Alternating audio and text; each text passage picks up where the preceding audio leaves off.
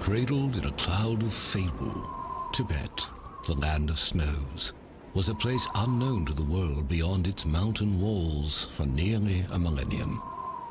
Exotic tales abounded of this unearthly people on the vast plateau embraced by the Himalayan mountains. But it was not a land to be entered abruptly by outsiders. Inaccessible and remote, Tibet remained a mysterious figment in Western imagination. When the first expeditions of Westerners entered the Forbidden Land in the late 19th century, they brought back the first images the outside world had ever seen. They were images that provoked the fantastic tales even more. It seemed Westerners wanted to believe in the mythical Shangri-La, a temperate Asian land sheltered from the outside, governed by a philosophy of compassion and nonviolence, free from hardship or strife. If similar in philosophy, the physical reality of Tibet was far more complex. Life on Earth's highest plateau was one of harsh contrast, a place where natural riches were matched by unimaginable rigors.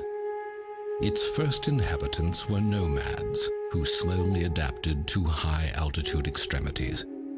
Even for these rugged people, at 15,000 feet, their eyes could literally dry up from the brittle intensity of the sun. A sudden hailstorm could destroy a season's work or scatter herds in seconds. Their early history was marked by fierce wars among tribes and outsiders. Life expectancy was brief. They were a people with an acute sense of life's impermanence and suffering. It is not hard to understand why the Tibetans, whose outward conditions were so severe and changeable, came to look inward for a sense of permanence and peace. The king who had finally united them as a people wished to unite them in faith as well. He invited a charismatic leader from India, Padmasambhava, to bring Buddhism to his land. Tibetans had believed in a host of deities, both benevolent and wrathful. Overcoming sabotage from the leaders of this religion, known as Bon, was the challenge. Padmasambhava succeeded by blending these beliefs with the teachings of the Dharma, or Buddhist scriptures. Instead of casting the deities out, he creatively recast them as guardians and symbols of the Buddha's teaching. The result was a unique Himalayan hybrid of Buddhism. The lavish rituals and imagery of their former faith remained on the exterior, but the teachings of Buddhism slowly claimed the minds of the Tibetans. They came to embrace the Buddhist view of life as a continual stream of death and reincarnation, a cycle in which human birth represents a precious opportunity to make the moral choices that will determine one's destiny in the next life. Reincarnation in a lower realm of existence, into another human life, or ultimately into nirvana, a state of freedom from the suffering of physical existence. The beliefs profoundly changed the Tibetans' sense of morality. The social system and aristocracy of their past remained, but the new beliefs infused that system with a new benevolence. Nonviolence and compassion toward one another and outsiders was the new standard. And the degree to which Tibetans integrated these beliefs into their everyday lives grew to be the signature of their culture. Accumulating merit and purging past negative actions to ensure a good rebirth became part of daily ritual. Pilgrimages to sacred places came to include thousands of prostrations, a symbolic laying down of individual ego. Prayers were inscribed on flags and strung in long lines to flutter over homes and temples, their message of hope for the liberation of all earthly beings to be carried on the wind across the world. Reciting prayers was accompanied by the constant spinning of prayer wheels, a symbol of goodwill and loving kindness spinning outward toward all beings. Life, literally, revolved around their beliefs.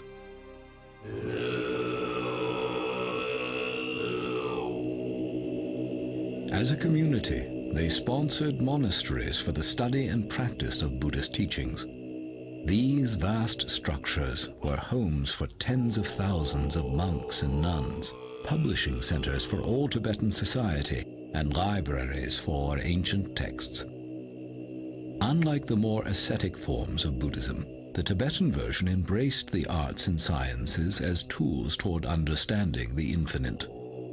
Drama, music, art, astronomy, philosophy, and medicine were all taught at the monasteries. At the height of Tibetan civilization, the monasteries numbered over 6,000, with 1 in every 6 Tibetans becoming part of monastic life. Study began in the earliest years. Earning the equivalent of a doctoral degree could demand 20 years or more. The monks became the keepers of knowledge for all Tibetan society, and the thread linking all generations was a tradition of discipleship. One elder teacher or lama passing the teachings on to monks who, in turn, themselves became lamas.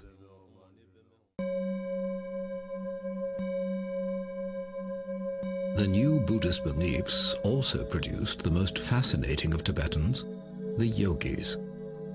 Unlike the Hindu yogi, performing contortions for the public, the achievements of the Tibetan yogi were achievements of the mind, unseen by others. The Tibetan yogi was a monk or layperson who, having studied the teachings of the Buddha as a scholar, wanted to actually experience their promise within his own mind, a state of existence called enlightenment. For the aspiring yogi, attaining enlightenment meant gaining an earthly preview of the bliss of nirvana. Through intensive mental and physical exercises in remote caves or huts, their goal was to rise above the suffering of samsara, or physical life, and discover the purest nature of consciousness. In their quest, meditation retreats could last for years. For centuries, Tibetans revered these yogis as the most mystical people in their society. They supported their pursuit of enlightenment by providing the monasteries with food, clothing, and currency. The yogis inspired Tibetans with the hope that freedom from the suffering of physical life might indeed be attainable.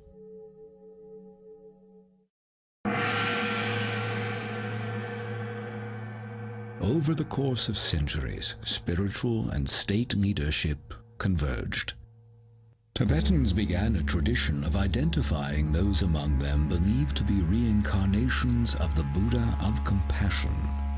Among them, one would be named Dalai Lama, literally ocean teacher, implying depth and breadth of wisdom. Eventually, the one identified as the reincarnation of His Holiness the Dalai Lama would take his place as temporal leader of Tibet. The symbolic seat of this mystical government became the Potala, a majestic monastery looming over the legendary capital city of Lhasa. Well into the 20th century, Tibetans remained virtually untouched by the modern world. The threatening thunder of a human storm grew louder in Tibet as the 20th century progressed. The communist revolution swept China, and with it came a surge of interest in controlling the land of Tibet. Invoking past diplomatic ties between Tibet and Imperial China's various monarchies, Mao Zedong used these as a thin pretext for claiming Tibet's strategic location, rich geologic resources, and the headwaters of key Asian rivers. In 1949, he announced that Tibet would be returned to the motherland, vowing to fill the region with 60 million Chinese within 10 years. Under the guise of liberating the Tibetans from an archaic way of life, the army of the People's Republic began invading villages and monasteries. The tensions of their initial occupation and opposition to religion grew into an increasingly brutal campaign to replace Tibetan practices and people with their own. The world had not yet absorbed the shock of Hitler's Holocaust, when a new one had ignited in Tibet.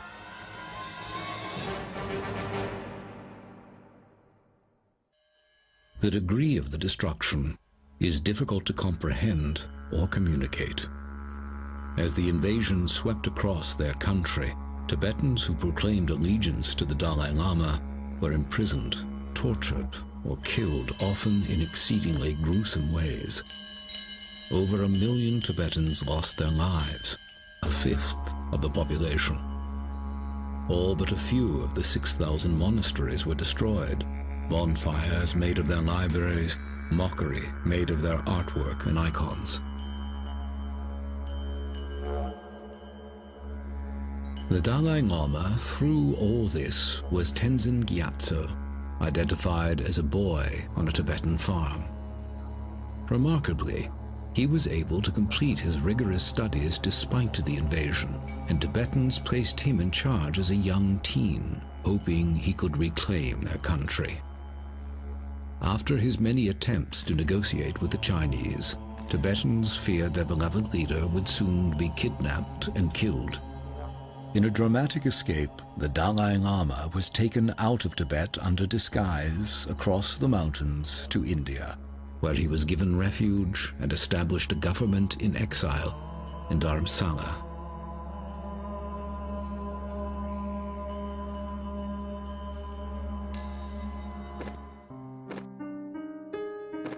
Chinese cruelty escalated in the years following the escape of the Dalai Lama, prompting a flood of Tibetans following His Holiness to India for refuge. Among them were a number of their revered yogis. After decades, the memory of that dark passage remains vivid.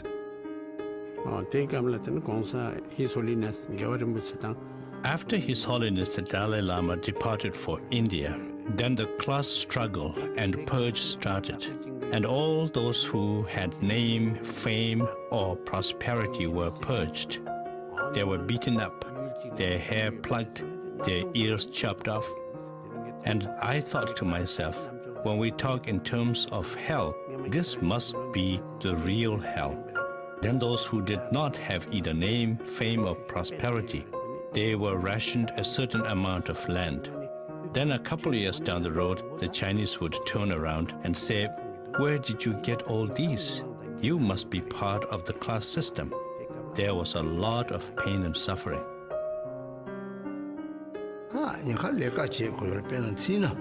I was in Chinese prison for nearly 20 years. In the prison, instead of going to sleep, I would make a conscious effort to sit up and meditate. On Sundays, it was mandatory for everyone to sleep and keep quiet. And I would pretend that I was sleeping, but in my mind, I would meditate and quietly recite the mantras.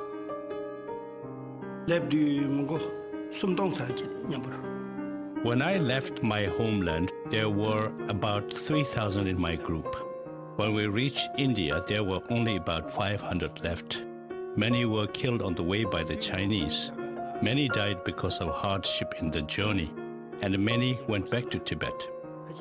Many days we had to go without food, and also many people got hurt. If it had been under normal circumstances, the same trip would have taken 3 months. But because it was an escape during a war, it took 2 years. We had to defend ourselves against the Chinese 9 times on the way. The 4th time, my father was caught by the Chinese.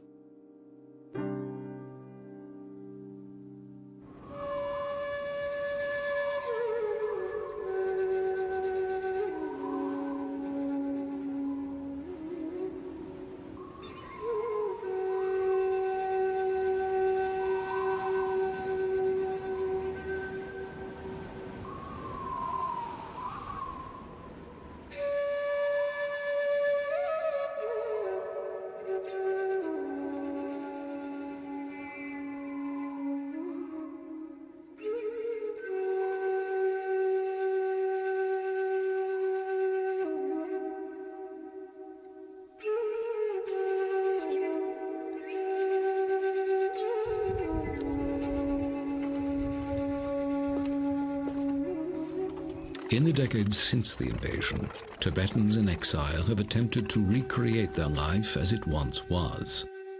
In the Indian Himalayas, there remain places sacred to Tibetans from long ago in their history that have taken on a new preciousness since the destruction of their homeland.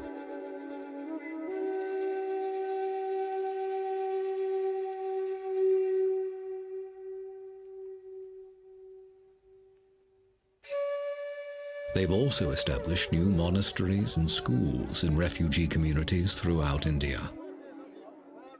The government in exile remains in Dharamsala, working to help their people rebuild their lives.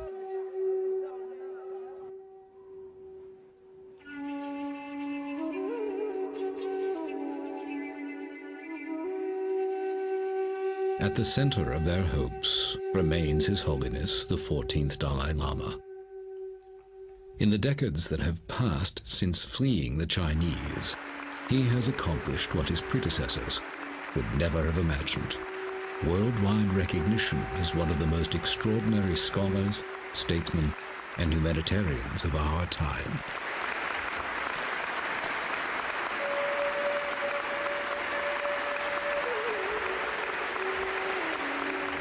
Our nation, Tibetan people, passing through very, very difficult situation, very difficult period. The period almost one ancient nation with unique and rich cultural heritage as well as spiritual heritage, now almost dying. I think,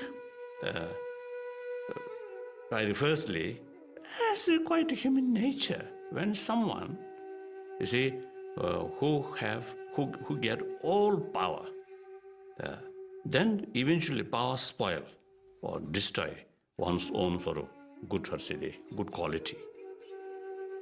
Then secondly, I think unfortunately, the totalitarian regimes, the communist sort of society or government system, is the dictatorship actually, I think, legalized, isn't it? So once you see this certain sort of structure, created that way, then the system or the structure itself, sometimes I think help to produce that kind of the person. Now I think the democratic China with open society, freedom of religious belief, freedom of speech, freedom of thought, freedom of information. I think that is the not only interest of the world community, but Chinese people themselves. But the destructive actions of the Chinese Communist government have not been stopped after decades of diplomatic effort on the part of the Tibetans. And as they watch the flame of their culture slowly being extinguished in their native land, the tradition of the yogis is also being extinguished. Despite the presence of monasteries and monks in exile, the complete cultural environment that produced the mind masters of the past no longer exists. Without the unbroken lineages of yoga teaching yogi, without the vast stretches of time to spend years in isolated retreat free from earthly distractions, and mostly without the devoted support of the ancient Tibetan civilization, the tradition of the yogis is nearing extinction. Once the most reclusive people in the world, they are coming forward now with unprecedented candor to preserve their legacy of 1,000 years. Living out their lives amongst us are the last of the master yogis of Tibet.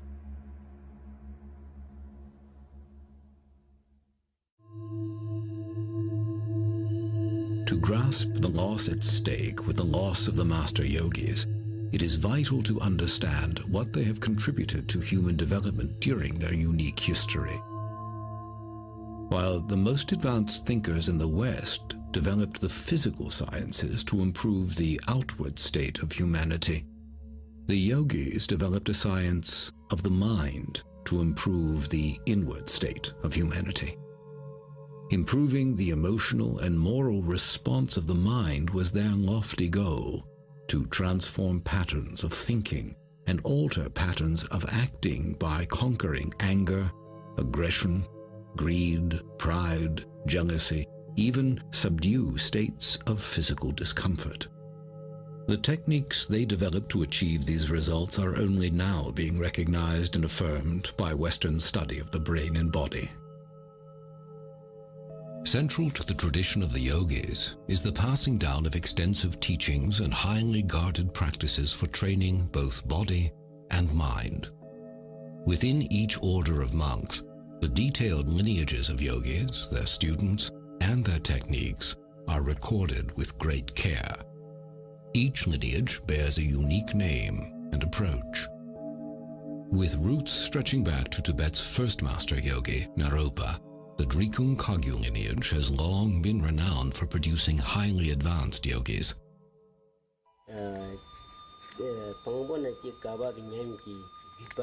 The Drikung Kagyu lineage has been running continuously without any kind of breakage in between or any kind of adulteration. That is starting from the founder of the lineage right down to this present day. When we look back in retrospect, there were so many highly regarded, highly realized yogis. The blessings are passed from one master to the other, right down to this present day.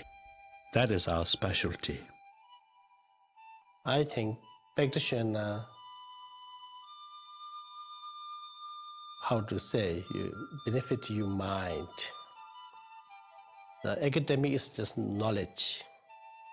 Maybe you become a teacher, you can teach in the terms, and this is one thing. But the practitioner, you have received you some blessings, and if you don't have this blessing in this lineage, then you cannot have certain power to help benefit other people. And also, someone who not go to the academic school, but his practice, he certainly opened his wisdom. And he also know other people, how they need to benefit. He will know. What is it then that defines a yogi? How do they differ from the ordinary monk? Outwardly, few clues are to be found. The most lucid answers to the question come from those who have walked the path themselves. A yogi is a person who has a profound experiential understanding of the true nature of all phenomena. The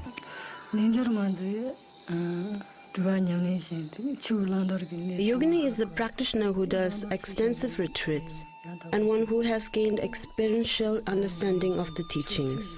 So it would have to be someone who has not only received ordination, but someone who has done extensive retreats. A yogi means one who enters into the Dharma or Buddhist teachings, and after that one who does the practice, which is about the mind, training the mind to be always at ease, always at peace. That is the definition of a yogi. Dharma lives within the yogi. Yogi follow the Dharma. If you really live on the Dharma, nothing can harm you. Even though they can be taken this life, but they cannot take next life. What a yogi or yogini strives to do is to put an end to the suffering that exists in cyclic existence. In order to do that, a yogi or yogini has to train his or her mind. Simply stated, a yogi or yogini will strive to counter all the negative emotions and try to generate positive energy. Experienced, qualified retreat person, even he remain in a street, lot of noises, a lot of people, a lot of cars there, but his mind can remain fully concentrate. If someone who have not that qualified, like I think myself, even remain in a remote area, try to meditate, my mind go everywhere. Keeping the mind from going everywhere is precisely the challenge in meditation. and for centuries, aspiring yogis have retreated to remote places to avoid distraction while training their minds. Imagining life removed from society for years at a time can be difficult for Westerners accustomed to a world of virtually non-stop interaction. The question of where is another challenge. For Tibetans in exile, such places still exist in the Indian Himalayas beyond the reach of the Chinese. One of the 24 sacred places in Tibetan Buddhism is Lapchi, a meditation place, a Milarepa, one of Tibet's first yogis revered for abandoning a criminal lifestyle and attaining enlightenment within a single lifetime. A monk hiked for 6 days with a heavy camera into the mountains to bring back a glimpse of this primitive retreat. Even now, the images he recorded were permitted with reluctance.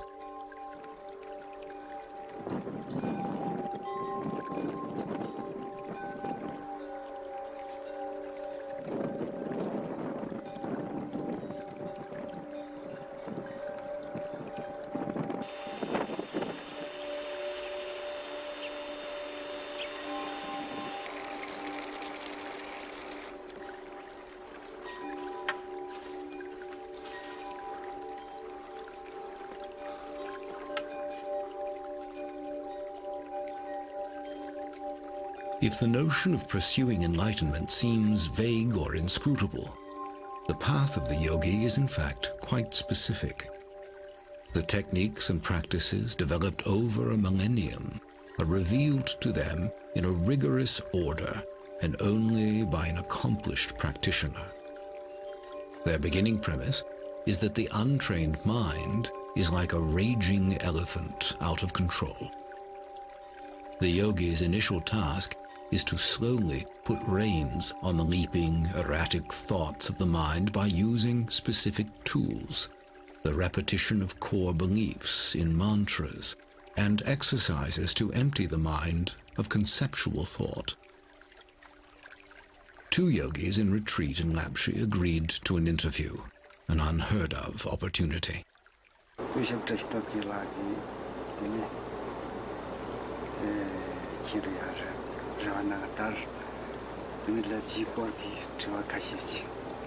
You have come to Lapchi when I have taken a few days break in my retreat. This is an auspicious coincidence, and something like this can only happen because of past connections and aspirational prayers. Milarepa went on a very long retreat in Lapchi and reached enlightenment through the practice of Tummo. He left several footprints on the rocks of Lapchi, which attract many pilgrims.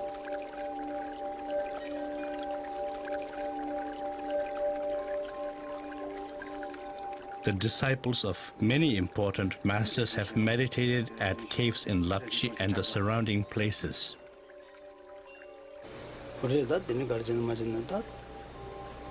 I am here on a retreat with permission from His Holiness Chetsang Rinpoche. After many years' retreat, I came to the conclusion that a human being's physical constitution in particular was a big impediment for serious practitioners. I came to realize that the only way to remove these impediments was to attain mastery over the 5 elements, so that my practice did not have to be dependent upon sustenance and health. I read Milarepa's life history. It completely ravished away my mind. I strongly aspired to master the 6 yogas of Naropa, as well as the secret prana, nadi, and bindu, the 3 main components that are important in the practice of yoga. At any cost, I was determined to train myself to be able to master Tummo or Chandali. To do this, I found that Dharamsala was not conducive to the attainment of my aspirations. I needed a teacher who could pour down in me his experiential knowledge of such practices. I wanted the result of my efforts to create and leave an indelible imprint on my mind stream that I can forever carry forward. The most difficult thing to do is remain in single-pointed concentration. bodily efforts like doing hundreds of thousands of prostrations, and the efforts of speech like recitation of mantras are no problem. Controlling the mind is.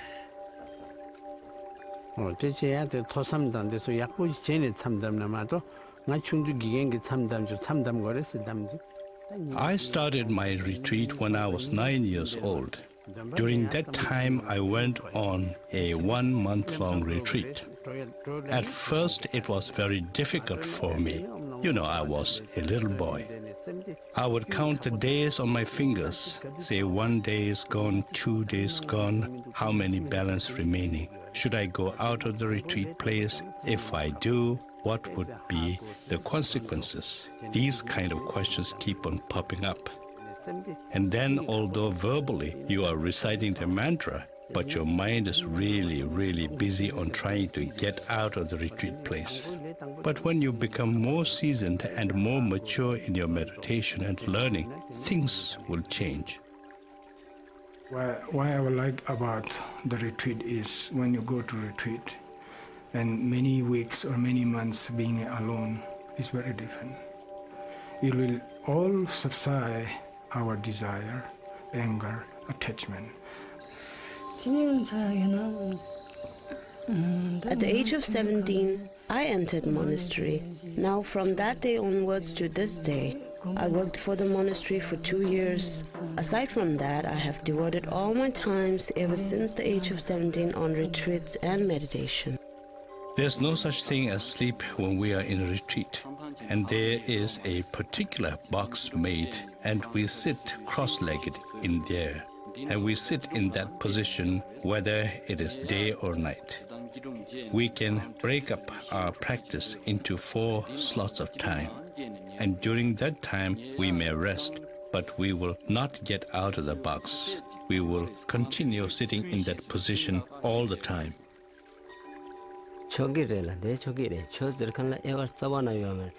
Whoever wants to go on a retreat, whether that person is nun, monk, or lay person, all are welcome.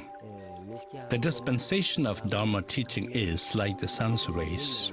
It is for everyone to enjoy. The job of a retreat master is to guide all of those who are on retreat, giving commentary on the teachings relating to the particular retreat that one is on.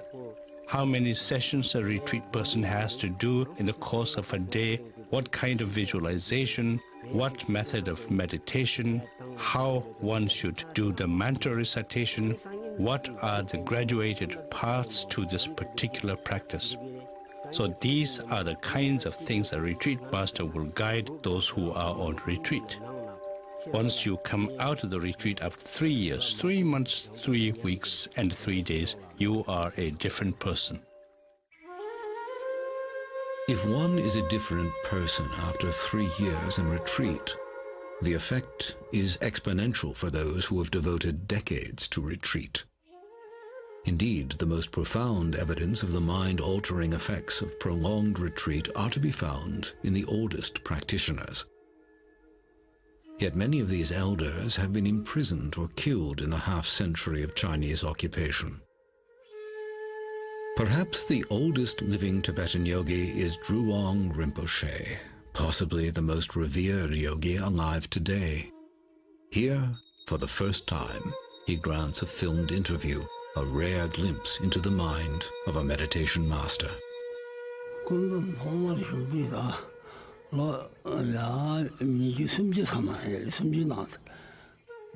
Now, I have meditated for a very, very long time. It is very difficult for me to exactly reflect back and count the years that I had meditated. The reason for this is because although I do appear like a human person outwardly, my mental state is so different. Different in the sense that my focus on mundane things is not consistent. When one meditates, from the very day when one decides to go on solitary retreat, one has made a conscious decision to endure all kinds of losses: good clothing, good food, name, fame, and prestige. All these things one must be ready to forego and give up. We are rationed the barest minimum amount of water and roasted barley flour for our sustenance, so that we may be able to sit in a meditation posture. Only once in a week we would have the smallest possible amount of food for our sustenance. You have to persistently make a consistent effort and undergo all kinds of hardship. Without undergoing hardship, one would not be able to experience the mental state of all the glorious past masters. When I meditate, I can see all my former lives. I have been born in the realm of hell. I have been born as a hungry ghost. I have been born many times as animals. All these things become very, very clear when one is in meditation. I've gone through the 3 lower realms of existence many times. In my meditative absorption, I always go through the pardo or intermediate gap, which is to say, between death and rebirth. But there isn't a great deal of point going into these.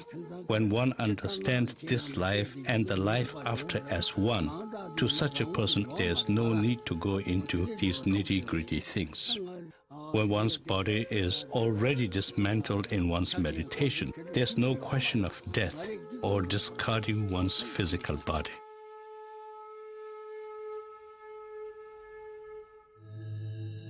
The disciplined mind, then, becomes a powerful tool in its own right, enabling the practitioner to become aware of the subtle energies of the body, then master them through the breathing and physical postures known as yogas.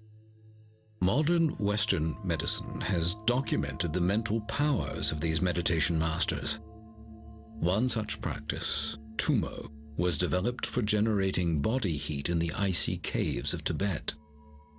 Yogis who have mastered Tumo are capable of immersing themselves in icy lakes and, 15 minutes later, producing visible steam rising from their robes.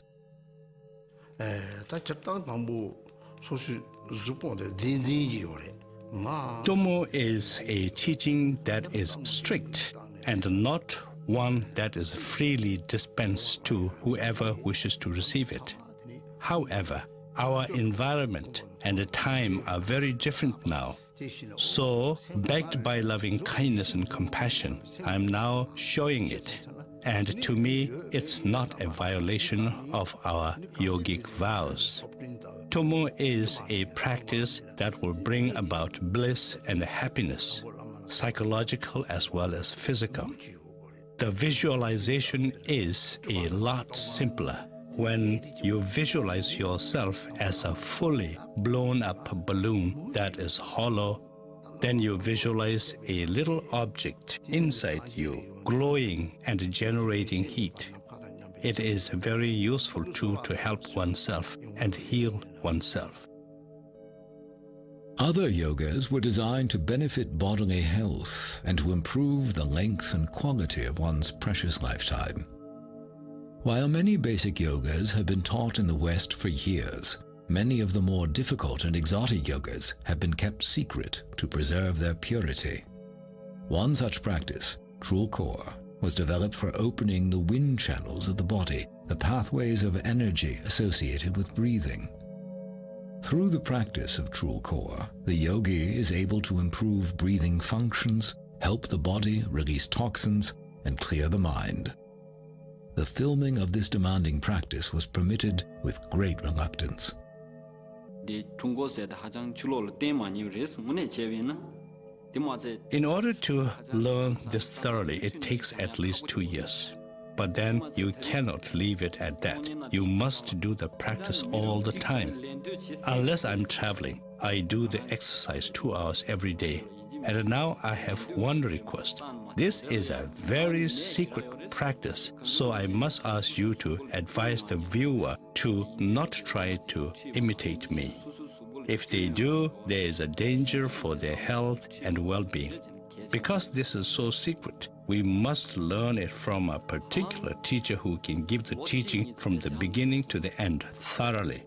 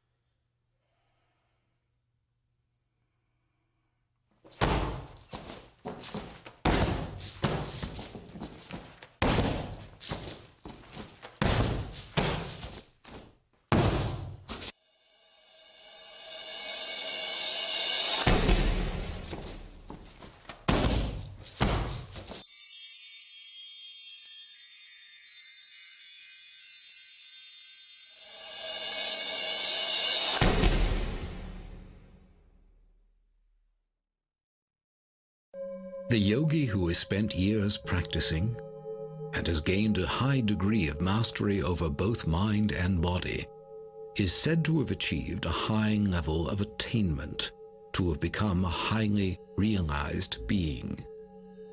Their powers are sometimes said to extend into the realm of the paranormal. Such supernatural stories have swirled around the Tibetan yogis throughout their history, thickening the cloud of mystery surrounding them.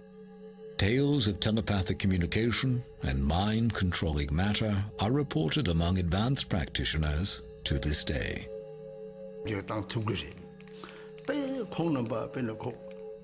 The highly realized yogis can, of course, alter situations There are many instances where the highly realized beings altered natural disasters. One example is where Chinese soldiers came to cause harm to a monastery or its inhabitants. All of a sudden, the change of weather, extreme poor visibility, the falling of hail, making it absolutely impossible for these people to come to their destination. There are so many different instances, far too many to narrate. There is a most wonderful and sacred meditation cave where it is said Guru Padma Sambhava meditated. I went there when I was only a boy, but I had a tremendous amount of devotion. When looking across the cave, I really felt like saying some prayers. I offered 3 prostrations and said, please show me some sign so that my devotions will further become stronger. And instantly there appeared a rainbow at the mouth of the meditation cave, and there I saw Guru Padma Sambhava. So I was just overwhelmed and really so very happy. And all my focus was on the mouth of the cave and Guru Padma Sambhava. There were a lot of nuns with me, and one of them said to me, Rinpoche, Rinpoche, watch your foot. It is sinking in the stone. And I had to look, and there was my foot, making an imprint in solid rock, because it was really, just as the nun said, it was sinking. At the age of 3, I was able to tell my previous lives. I was able to name my former sister. But now suppose I told you that I can remember all my former lives. Is anyone going to believe me? Therefore, just let's say that I was able to remember when I was a little boy. Such paranormal powers among master yogis are thought to include the ability to self-govern the process of transition from one life to the next. This is very often you can see in many good practitioners.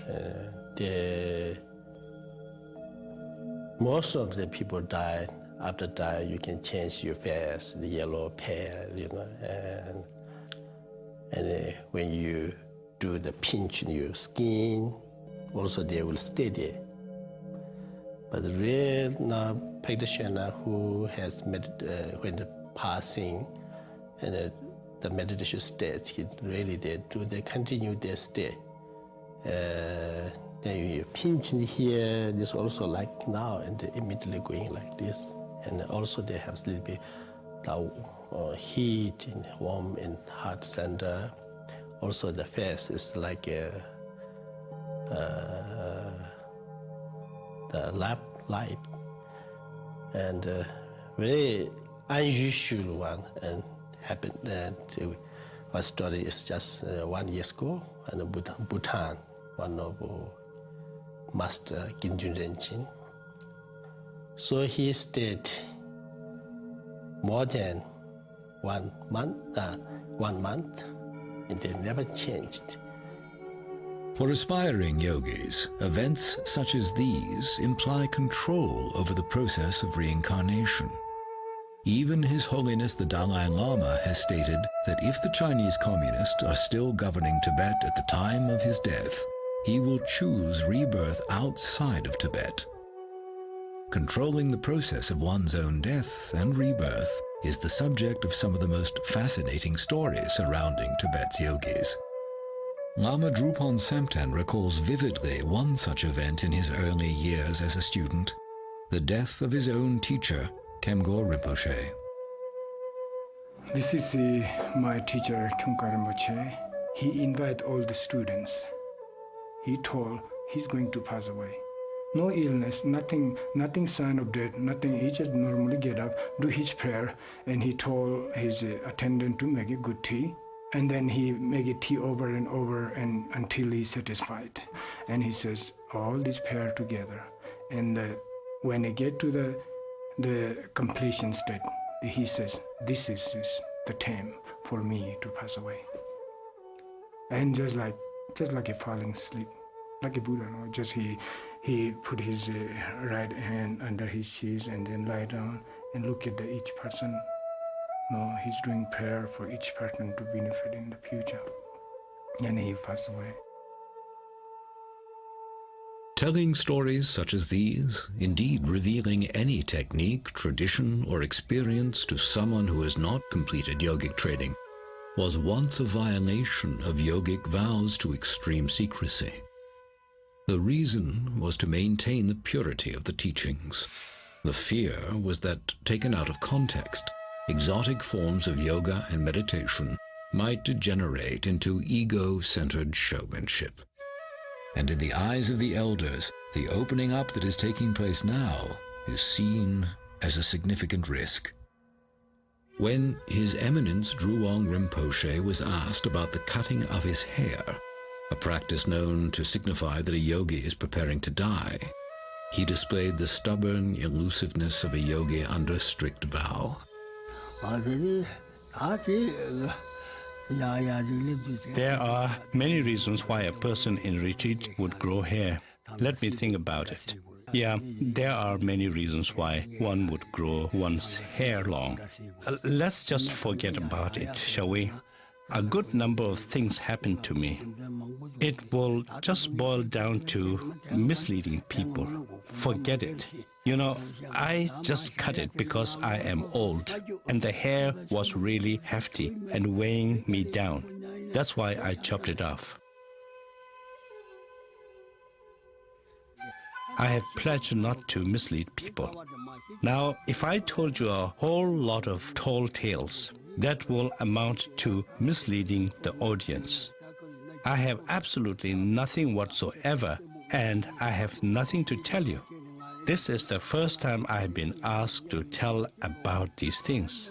We are not supposed to reveal the ins and outs of what goes on inside a meditation cave. If we do, then there will be consequences. The past masters, including Tilopa, have categorically said there was never an instance where he revealed the secrets of meditation. We who follow in their footsteps must do the same. Although it is known that Drewang Rinpoche did cut his hair in preparation for death, His Holiness the Dalai Lama asked him to live a little longer to help pass on and preserve Tibetan teachings. It is said that His Eminence agreed to do so, and has decided to live until the age of 100 to help his people.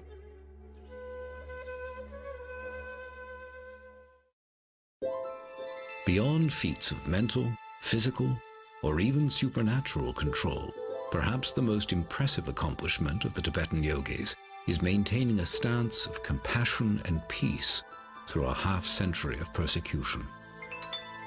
The teachings of loving your enemies and praying for those who persecute you are familiar in the West, but are, few would argue, among the hardest to practice.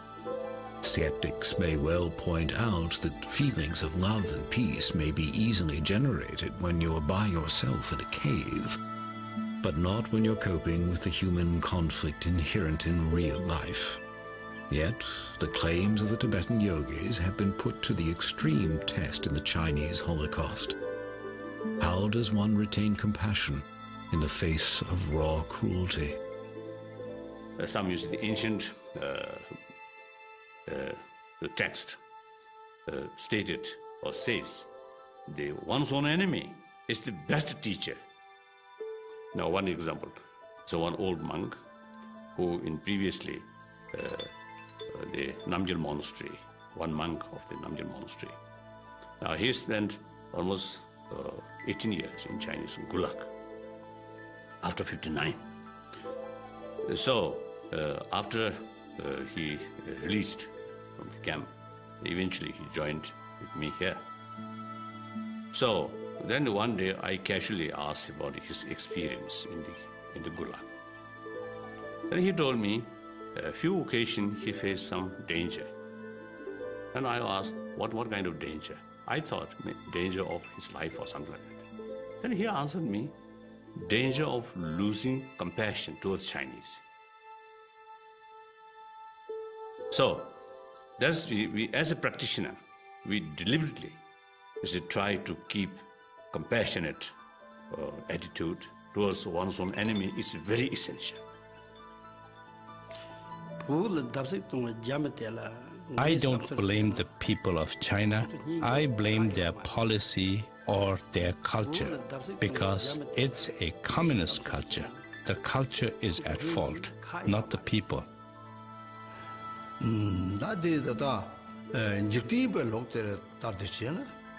the ways of what we call samsaric beings, in the ways of the ordinary people, lay people, if I followed that, yes, obviously, yes, there would be sadness in my heart.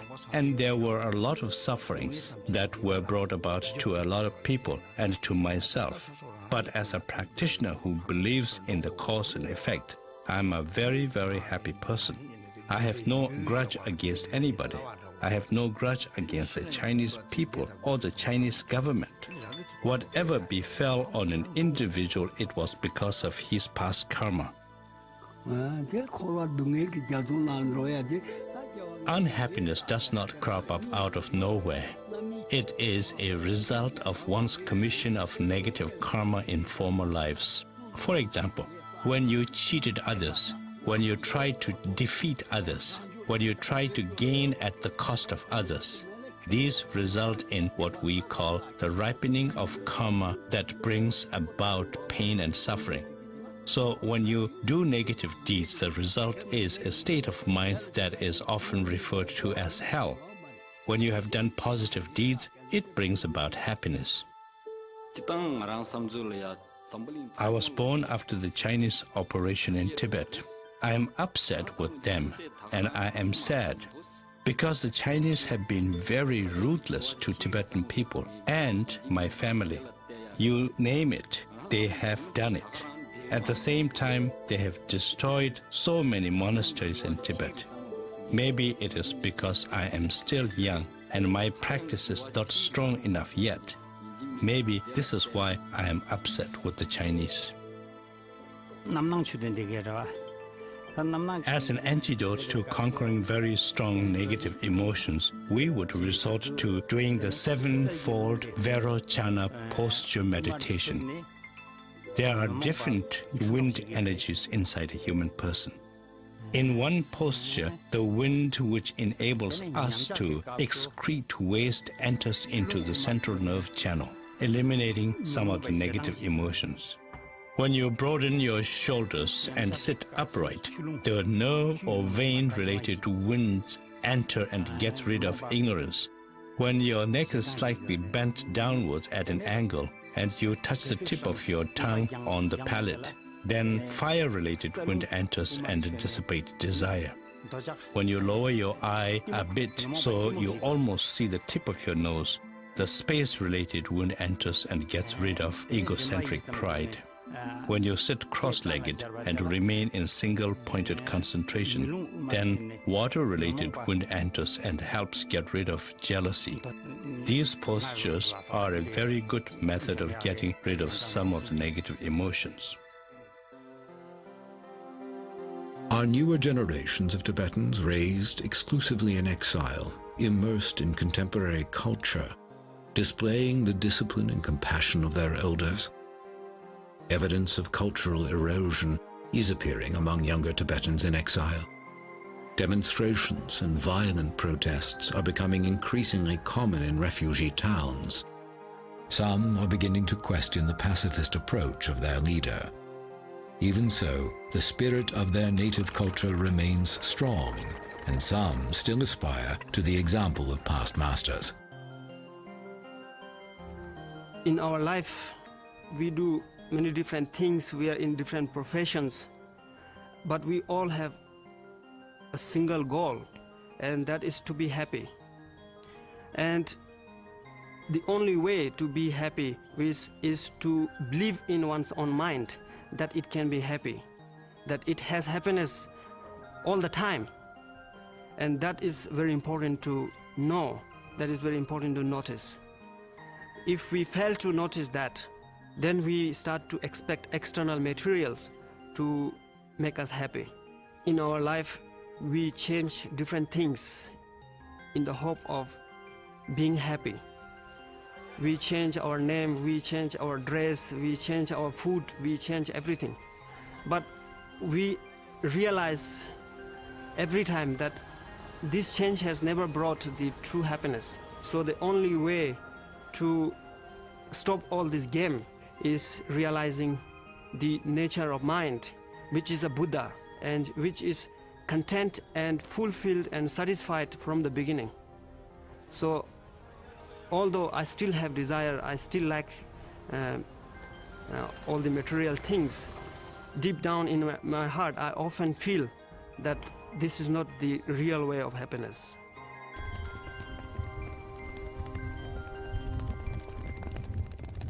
Yet even the most earnest efforts of these young practitioners cannot maintain the tradition of the yogis as it once was. The number of authentic elders dwindles daily. The best the younger generation can do is preserve the practices of their ancestors, the shadows of a total lifestyle that will never again be possible.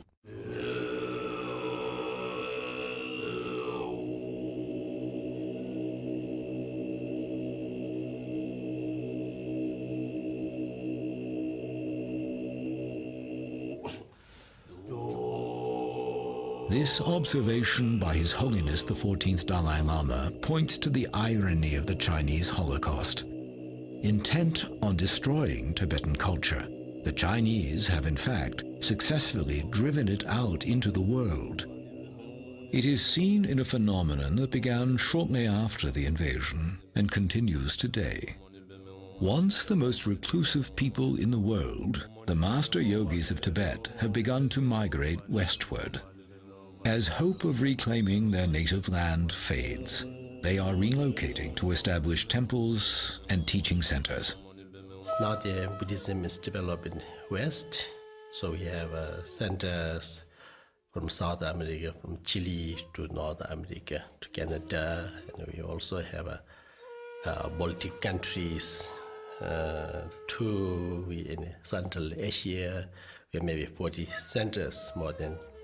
So we have to also properly guide the Buddha's teaching. It is in one way, a very difficult situation in Tibet today, and it's been that way for many years.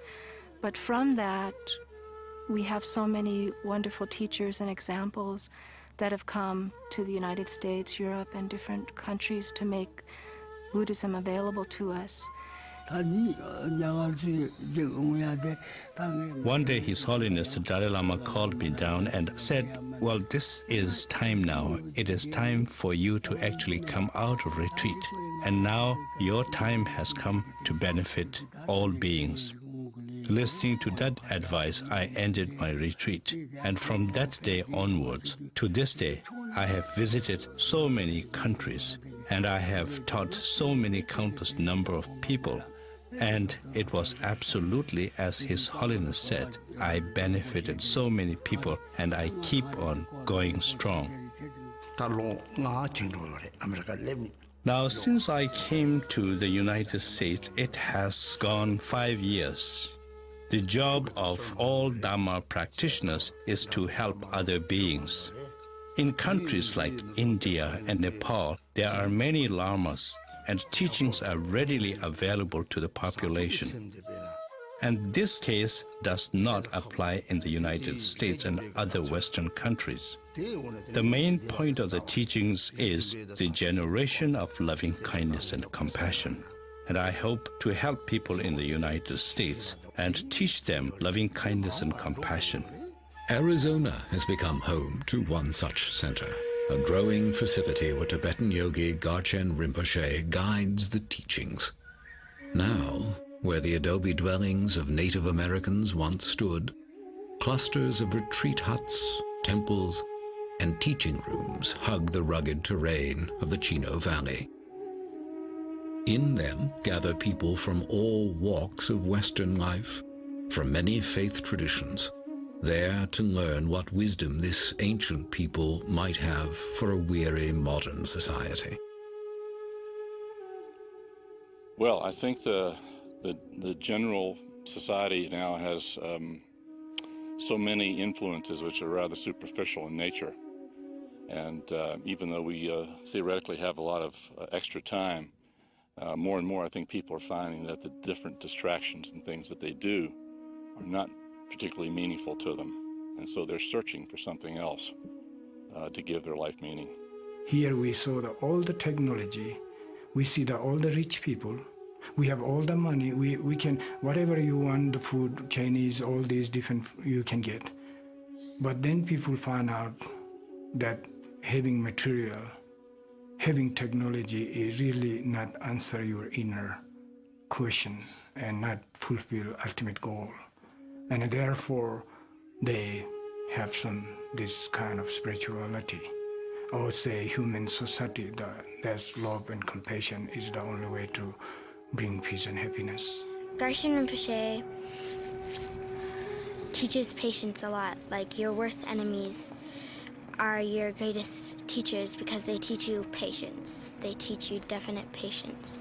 And during school and when I'm at home, like, I have a 2-year-old little next door neighbor and he just gets on my nerves all the time, and so it's like it gives me a lot of patience to practice.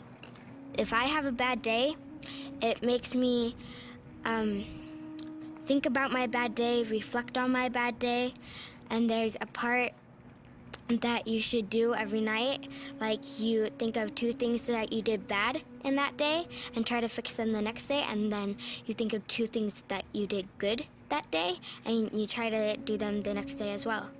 I think it's very bad, it's very sad that we're losing yogis and we're losing someone who can connect us with our own enlightened nature.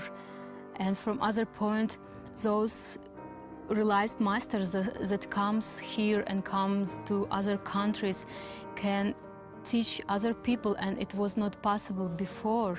And even there are so many people who even would not think about Buddhism until they would meet realized master.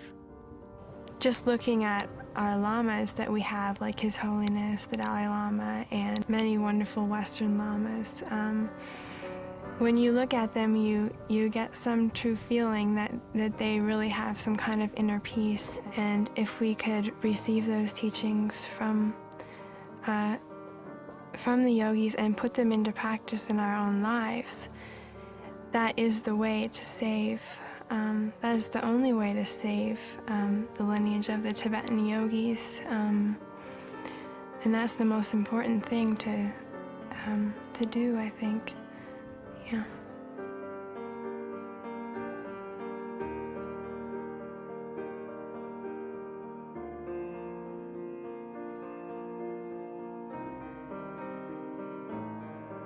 The lamas who have come to the West are still adapting to the pathways and parameters of this new life. And their questions remain. Will the filming and sharing of techniques lead to abuses?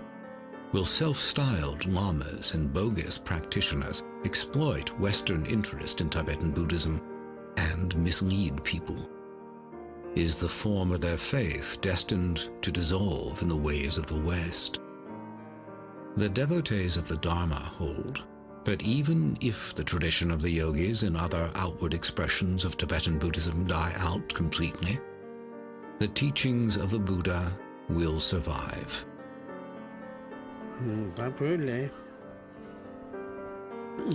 Because of the Chinese occupation, it is extremely difficult to have the same amount of yogis coming either inside Tibet or outside. The number of yogis has definitely decreased, and it is difficult to see whether we will have the same amount in the future.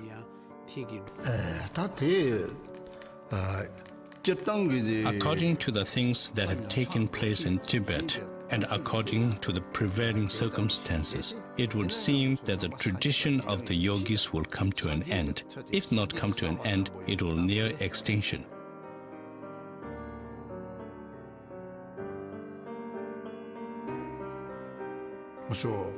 However, we are very confident that whenever there is a dip in the progress of the Buddha's teachings, there will be a proportionate recovery. So in that respect, I have faith that we will recover from it.